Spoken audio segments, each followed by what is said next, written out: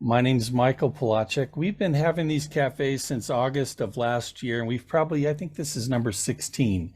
And each cafe is a little different. I try not to structure it too much because I like to see what's going to emerge out of the moment. And so today, Leah Ward is going to talk about her experience in testifying to legislature.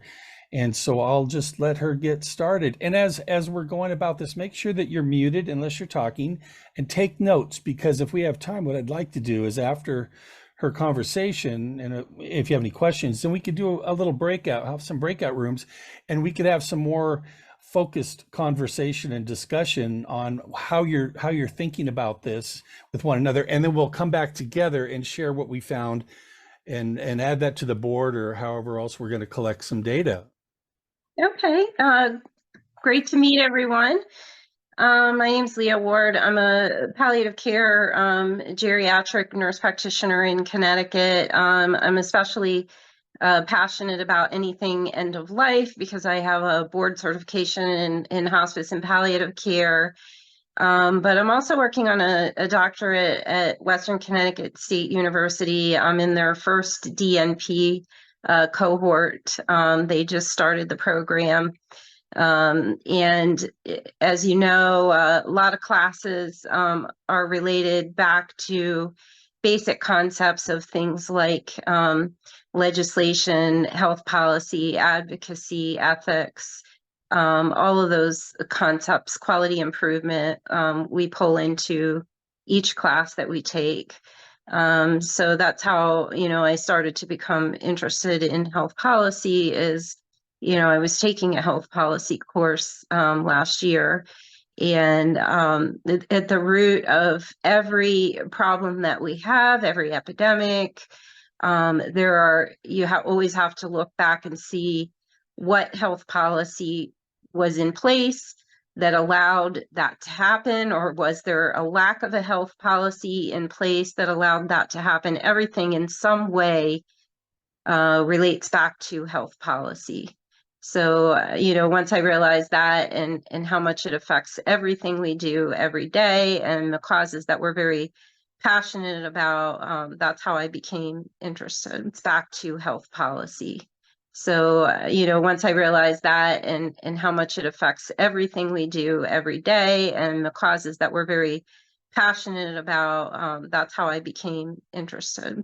So last year, in the fall, I took a health policy course. And at the root of pretty much everything we do all the time is certainly evidence-based practice, but also the laws and the policies that allow us to do what we do. And how do you get the evidence-based practice inserted into laws and policies? Because you'll find that there are a lot of policies and laws out there that aren't particularly evidence-based per the literature. And there is a vast divide between our legislators who are non-medical and the evidence-based practice that you'll find in research and literature. So how do you meld the two together? How do you get this, get more evidence-based practice into legislation?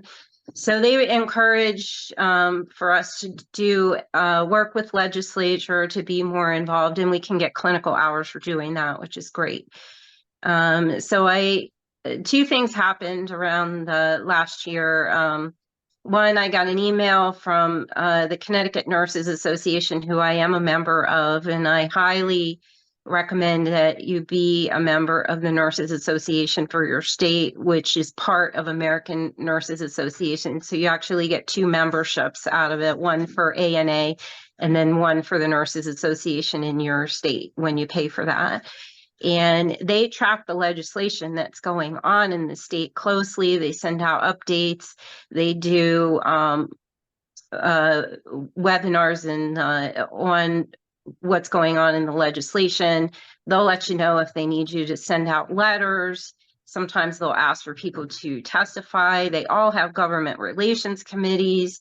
They're going to ask for volunteers for that stuff. Their website should have a section on there about legislation and what's going on this year, and we need help, and can you help us? And I live in a small state, so any help they can get, they're happy for it. And it is definitely a way to be very impactful in your state, and also to network and meet all sorts of amazing people who are involved in different parts of health policy and who can let you know what's going on in their specialty and where they work.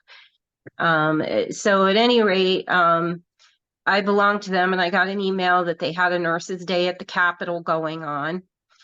So I quickly signed up for that because I could get clinical hours for that. And that was awesome because we showed up in the morning, they had breakfast for us. A lot of the different legislators from the state of Connecticut came in and talked to us while we were having breakfast and introduced themselves. And then there were also a lot of nurses that are on the boards of directors for various different nurses specialty groups and nonprofits that were there, who introduced themselves as well, which was fabulous for networking and putting our ideas and heads together.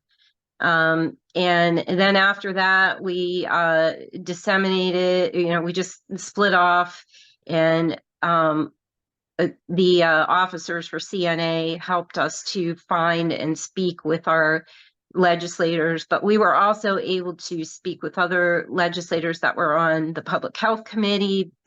Even if they were not our own, we could ask to speak to someone specific if we wanted to. I spoke a lot to my state representative who lives in the town that I do, and I know him pretty well and see him quite often, but I also got to speak to many other legislators. That was fabulous. So around that time, the other thing that was going on in my life is that I am a member of something like 15 or 16 nursing organizations, and on the board of directors for 2. And so a couple of those organizations were Connecticut APRN Society, and then the National Nurse Practitioner Entrepreneur Network. I belong to both of them. Well, a lot of these organizations, especially the larger ones, they employ a lobbyist. Your money that you pay every year for your memberships in all these different organizations, oftentimes part of that membership that you're paying is that they employ a lobbyist who will follow the legislation for your profession or specialty, track what's going on, but also organize people to do things like testify, people to go up to the Capitol when we can. And the leader of NPE, the National Nurse Practitioner Entrepreneur Network, her name is Lynn Rapsilver, but she was also huge in legislation for a long time through AANP. So she has a lot of experience with legislation. So she was collecting testimonies and asked any nurse practitioner that she knew. She sent out emails and put on LinkedIn that she needed testimonies. So she was collecting legislation testimonies to have the lobbyists review ahead of time. And they would give you pointers, anything that they thought that you could explain a little bit better. And then they also sent out sort of like a steering team. They sent out information on how to upload your testimony, when to sign up to testify, because Connecticut General Assembly has a website, and all of you in every state that you're in, there's going to be a website for the General Assembly for whatever state that you're in. And they list on there the healthcare bills that are coming up. And there should also be information about when they're hearing testimonies for that. So these organizations were tracking when, where, how, all of the specifics, the links. They would send that out, collect testimonies, have the lobbyists look it over, Then they would have you sign up. Then they would send you reminders when your testimony time, when you were starting to get close, so you could watch real close. They were sort of like the steering team. So I was able to testify for a couple of bills last year. One was the medical aid in dying bill, which I also belong to Connecticut's Hospice and Palliative Care Organization, and we follow that very closely. And then the NPEN that I already mentioned, I was able to testify for them based regarding laws and practices that would inhibit a nurse practitioner from having full autonomy and being able to open and run their practices. So a lot of the business owners have problems because they'll open a practice, but we have other laws and policies in place that are making it difficult for them to run their business and practices and prevent full autonomy. Even though we are allowed to have our own practices, there's still federal laws in place that make that difficult. So our job was to elucidate some of those major issues and try to change legislation to allow for more autonomy in the nurse practitioner. For the medical aid and dying bill, there's so much literature around the world. Not all of it's quite favorable because it sort of opens the door to a lot of issues that are unforeseen and a lot of ethical issues. So for that bill, we're kind of highlighting a lot of the research from around the world, or lack of research around the world, what other states and countries, what's going on there, and how that affects ethical practice, all sorts of unforeseen issues that can come out of that. So I submitted both of those bills. Now, when you sign up to testify, you have a couple of options. You can simply upload a written testimony if you're really busy with work or family, or you're not able to testify in person. You can testify in writing only, or you can sign up to testify by Zoom, which is what I did, or you can do both. And a lot of times as we were testifying, a lot of the legislation would ask us, did you send us this in writing? Because they listen to thousands of testimonies and they may think what you're saying is important, but they also want it in writing. So it's highly encouraged that if you're going to testify either in person or on Zoom, that you also upload a written copy of your testimony so they can refer back to that later. And so when I was drafting up all the information about what happened in my testimonies and all the things I learned, I also came across literature that talked about how to organize your thoughts when you're talking to a legislator or signing up to testify, because you have a very limited amount of time. In Connecticut, you're only permitted 3 minutes to testify. So you have to collect and organize your thoughts and get your point across in just 3 minutes time. And they have somebody who will cut you off quite abruptly if you go way over that. If they're interested in your testimony and they ask a lot of questions, that's great, because that'll give you the chance to expand upon a lot of what you've said already. They will not always ask questions though. So you got to try to get your main points across in just 3 minutes time. And the literature that I found when I was looking, to submit for my coursework was that the most evidence-based way of collecting your thoughts and putting them together and presenting them is just using the SBAR format that we're all familiar with. If you're calling a doctor in the middle of the night or a nurse practitioner in the middle of the night, the SBAR format can get you out of trouble because it's a quick way to convey the situation and your recommendations and the patient's past medical history in a quick, organized way, so you don't get hollered at 3 a.m. But similarly with legislation, it's a way to get your point across in a short amount of time because they may only give you 30 seconds or a minute of your time. When we were at the Capitol building and they assigned me to a lobbyist, I mean, we always knew to stand near the bathrooms because eventually they're going to make a visit there and you can catch them on the way out. And you might only get 30 seconds if they have to get back into a session. So if you're using the SBAR format, that's going to be a way to do that quickly so you can get everything across so they can race back to the session or whatever meeting they were involved in.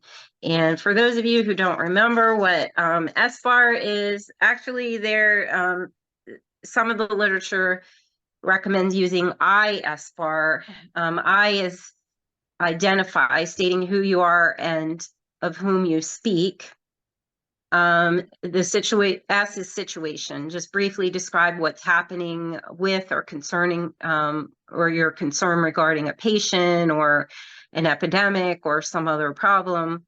Background, you're sharing pertinent information and a concise history about a patient, about a problem, a health policy, whatever it is.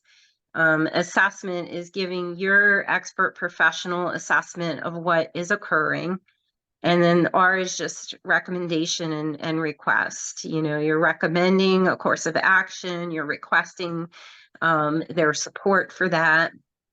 And that was why they paired me up with the lobbyist, is that she's there all the time tracking healthcare bills. And eventually the legislators get tired of talking to her, so they're just going to run in the other direction and blow her off. But if a nurse practitioner shows up in their white lab coat and is politely explaining a problem and I'm their constituent, they really do have to be polite and listen and hear you out for 30 seconds or a minute. So that's why they loved having a steady presence of healthcare providers and nurses to show up at the Capitol, because the lobbyists can only get so far. Eventually, they're going to tune them out. But if there is somebody there from the profession who can give a firsthand account of what's going on that they're seeing, and they're a constituent, they really can't get away with blowing you off as quickly as they would the lobbyists. So that is why these organizations wanted steady presence of nurses and nurse practitioners to show up and help out the lobbyists, and they would pair you with that person. And she was so great because she knows exactly what all the public health committee members look like. She knows everybody's name. She knows their habits, where they hang out, what they do. She knows how to find them. She knows the lay of the land in the building, all the things I'm not well versed with. She was fabulous. She was like the navigator for the day.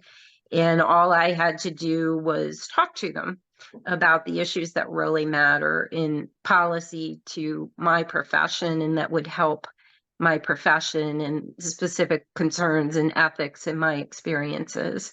That's my part of the game. So, it was a really valuable semester. I got to learn about a lot of the barriers that happen in legislation. To me, it was amazing that anything ever makes it into a law, because they hear thousands of bills every session. In Connecticut, they heard over 4,000 bills, and only about 400 of them, maybe roughly 10%, made it into law. They have no way to really remember all the testimonies, but if you submit it in writing, then they have it that they can refer back to. That they are often extremely uninformed on the evidence-based practice and situations, which is why it's so important for nurses and nurse practitioners and other healthcare disciplines and specialties to log in and provide testimony. You don't necessarily have to be an expert or have a doctorate or a ton of experience. you just have to be working in that profession and have a passion for making it a little bit better and be able to describe your experiences, because some people think you have to be some kind of amazing expert witness with a million years of experience and a lot of degrees and credentials. No, you don't. Even the CNA who's been in the working for a year could testify. Anybody's allowed to testify, because they are seeing what's going on on the ground, and that's a lot more than a lot of the legislation have seen. They're only their information has to come from somebody, and they want it to come from the people that are affected the most, and that could be anybody of any amount of experience. So it's just there's a huge gap in nurses who are willing to testify and provide expert witness statements, and make a difference in policy. And a lot of the research about that says it's because they perceive that they don't have experience in that, and they're intimidated by the process. But it's really not that difficult. Anybody can do this. There's a lot of laypersons out there who have no healthcare background, but a loved one of theirs, or maybe themselves, were affected by a health policy that endangered their life or ended their loved ones' lives. So they will be logging in and testifying. If they can do this, you can do this. Anybody can do this. You just really need to get familiar with the website and how to track down when these when to sign up for testifying. The SBAR format has a pretty interesting history. I thought it was from healthcare, but no, it was developed by the United States Navy to improve communication among personnel. And they do find that it does simplify the whole communication process, and it is evidence-based in the literature. And it helps to address the continued practice gap in nurse advocacy, particularly related to approaching national policy stakeholders, which would be your local legislation. And the American Association of Colleges of Nursing, they promote advocacy, and pretty much every professional nursing organization promotes advocacy. And, nurses consistently advocate for patients in healthcare settings, but they find that they often neglect advocacy in the policy arena. But we cannot do that because the policy arena is what affects healthcare in general and patient care. So we can't let that gap widen. We have to narrow that gap. Next person on our list is Leah Ward. Ms. Ward, you're on. Thank you for being here. Great. Thank you so much for hearing me. Dear Senator Anwar and other esteemed members of the Public Health Committee, I'm testifying today in support of SB 1228. My name is Leah Ward, and I'm a nurse practitioner providing palliative and geriatric care to long-term care residents of Connecticut. I support legislation allowing senior nurse practitioners to collaborate with junior nurse practitioner colleagues. While searching for work as a new grad in 2019, I signed a contract for a temporary locum provider at a residential treatment facility for teens. The prior nurse practitioner was forced to leave quickly when it was learned that the psychiatrist on the campus had declined to sign paperwork to be her collaborative, and she was concerned that without this document, she could not earn independent practice. I was hired through an agency to replace her, and a physician through the same agency was hired to be my collaborative. He was difficult to reach, frequently didn't return calls, and at one point could not be reached for 5 weeks until the agency was able to contact him. He had not saved my number and dismissed voicemails and texts as spam, though he was being paid and under contract to collaborate with me. I was realizing that there were many safety concerns in the facility and that I needed more guidance. So I tracked down an addiction medicine nurse practitioner and local professor with 23 years of experience, Linda Kowalczyk, through a neighbor who was her student. I invited her to breakfast, and thankfully she agreed to meet with me. I explained the safety concerns of the facility, which included being forbidden to use the EKG machine for cardiac symptoms caused by drug overdoses and interactions. She quickly provided advice for safe practice, discussed concerning cases, and instructed me to find out where the Narcan was kept, as this had not been reviewed in my 2-day orientation.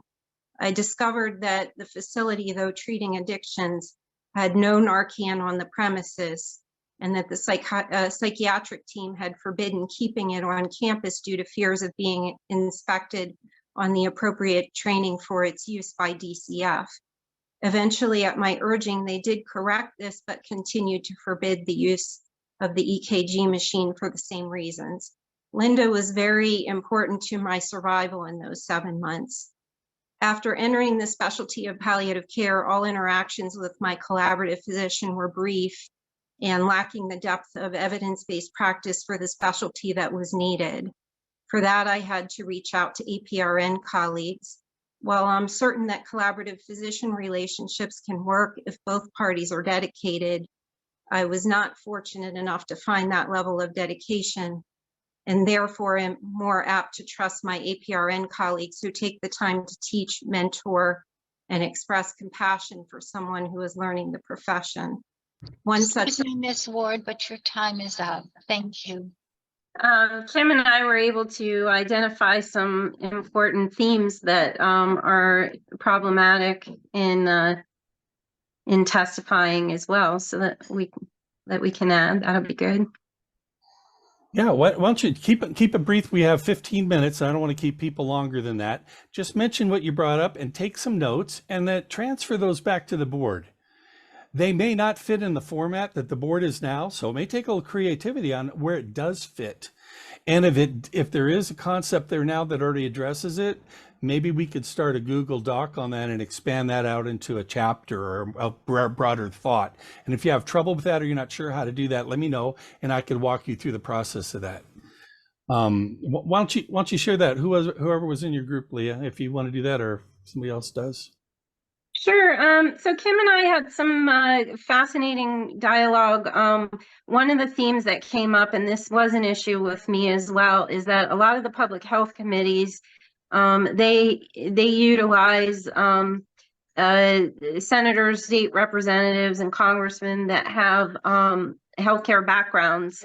And so there were numerous physicians in Connecticut that are on the health, in the public health committees for the legislature. And that was a problem because a lot of them are very staunch in their beliefs that the nurse practitioner or anybody of a nursing background should not have full autonomy. It's the age-old battle, nurse versus physician. The historical context where the American Medical Association really doesn't seem to like anything that's very different from them. Or a different background. So we get into barriers related to that issue, and that's a problem all over the place. Another thing we discussed are how do organizations come up with their official stance. Usually that's based on research, laws in other states that they can use as an example, and then their personal examples from their practice. Those three things usually end up being like the component of their official stance on what they're testifying. And the other thing that we brought up, I believe that strongly that we need to found a new branch of qualitative inquiry called judicial qualitative inquiry, because when you log into these testimonies, most of which are put on YouTube,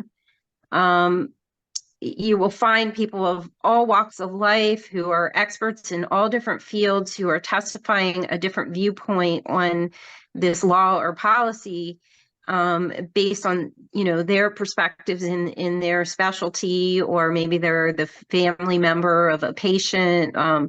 So if you could take all that data and then sort it using qualitative inquiry and software for qualitative inquiry, you could have a powerhouse of very valuable information that shows how various disciplines, walks of life, the layperson feels about and their understanding of these different laws. And that could be hugely valuable, like for all kinds of policy making in the future. So I think that we need to found a new brain. Yeah, I mean, it would take a lot of people to review 100 testimonies and categorize the data using software that's used for qualitative inquiry. It would be like a big project, but it would be extremely valuable to all the healthcare legislation that's coming up, because it could help people all over the world consider very important points from all different walks of life and specialties, the layperson, everybody, because you get a wide gamut of people that log in to testify, their perspectives, you know, from vastly different walks of life. And that's extremely valuable data. And it's really, it would be a shame for it to just be lost in the land of YouTube and not utilized for future policy making. Thank you, Leah. I could see where one would question how well decision makers are informed. There's just such a huge volume of information they have to wade through, and I wonder how well they really do it. Or they just go, well, I'm just kind of feeling that one. And you wonder. Sandra and Vanessa and Holly, you want to share what you guys, just a point or two on what you guys discussed? Well, since the three of us are still active educators, you know, we were talking about our concerns about nursing education, you know, curriculum, how it's being dealt with, and, you know, how we can make a difference in terms of getting stuff published, having the discussion dialogue going on about what we're seeing.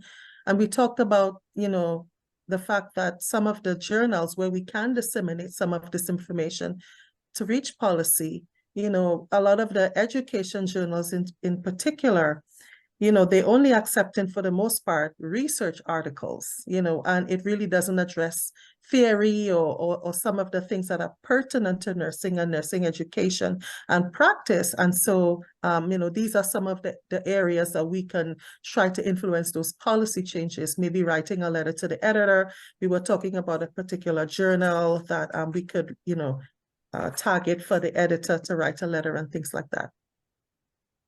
So there is a journal, Nursing Science Quarterly, that's a theory journal. And one of the editors is a colleague of mine. It's a Parsi, Rosemary Parsi oriented journal, but they'll publish anything based on any theory or informed by theory without, you know, being a research thing. And, you know, I'm thinking about how to influence United Nations decision makers, because they really don't have knowledge about things that they're deciding. And I think it's the same kind of process, but you might want to take a look at that journal. Or if you need a contact, I'll give you. He's always looking for columns or articles to publish. That was a really fun outcome that happened. You mentioned writing letters to the editor. Mm-hmm. So there's a nonprofit called Patient Rights Action Fund in New York. And so based on my testimony that for the medical aid and dying bill, they wrote to me last month and asked me to, based off of that testimony, to write an op-ed that they will publish on medical aid and dying bill and all the research surrounding that. They're super mad because they feel that a lot of the components of the medical aid and dying bills are directly contradict the Americans with Disabilities Act. And because of that contradiction in those policies, they were really upset about that. So they, after my testimony, one of the fun outcomes was that they contacted me to publish an op-ed, which I'm still I have a professor reviewing it right now, but I'm going to be submitting that very shortly. Great action. I love it. I Dr. Parsi is right up there with Peplaw for me in my brain. Oh, really? They both go together in my head so well, and I always read Tim Porter or Grady. So it's like this tripod of people. So Michael, you should really write something about this process. Parsi for me, I can kind of get all of the language and her words, but she's a great thinker. But I would really suggest that you write an article about creating this cafe. Okay. I know that they would publish it. He always is looking for. Steve Bowman is the editor of the Global something column, but this belongs in that journal. And the fact that you're a Parsi person, even more. I don't know how well read the journal is. I'm not sure what the impact is. And one of the other things is, you're preaching to the choir. Right. You really have to get this beyond that, but it's certainly a good move to make, I think. I think Parsi's theory and that particular journal is sort of like people that move to Panama. They're not the same people that retire in Fort Lauderdale. Yeah, They're a certain type of people. And when you hear it, you're going, yeah, that's me. And so, it may not be well read compared to some of the larger and more pronounced, but it's looked at, and there's some great minds. The impact factor is easy enough to Google, and what the impact factor actually means is that is the average number of times that articles are cited in, I think, a year's time. So if it has an impact factor of 3, that means that on average, most articles were cited at least 3 times by some other article. And average is around 1. Anything above 1 is above average. Anything below 1 is lower than average. And the most impactful health policy journal in the entire world is Health Affairs, and they have an unheard of impact factor of 9. Wow. But they also only accept about 10% of the articles that are submitted, so it's hard to get in there. They have an extremely scholarly blog that you can also submit to, that's about as good as any journal, and that I think has a little bit higher acceptance rate than the actual journal. But yeah, they're hard to get into, but if you do, it's extremely impactful because you can count on it that on average your article will appear 9 times in other journal articles coming out 9 times a year. Thanks.